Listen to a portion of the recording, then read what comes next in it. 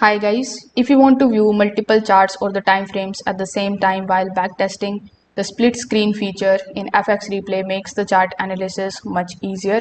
So in this video, I'm going to show you exactly how you can split screen on FX Replay in 2026. Now, if you want to try FX Replay for yourself, there is also a 15% discount link available in the description box below. So first of all, you need to come here on FX Replay. Afterwards, select the option of testing. Then you just have to simply open your backtesting session. If there is any backtesting session that you were using previously, you can just scroll down a bit and select the option of view session analytics. So what this is going to do is it is going to open the chart in front of you just like so.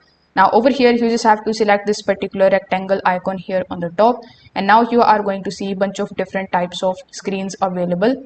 So we have split screens, so the number 2 are the split screens. So you just have to simply select the option, and now it is going to ask you to use the multiple charts on the screen. You need to upgrade to the premium plan. So currently an offer is going on in which you are going to get their intermediate plan for only $15 per month. So you can use the link that is given in the description if you want to basically use this feature, or if you are interested in purchasing. So if this video helped you out, consider subscribing to the channel and liking the video. Thank you for watching.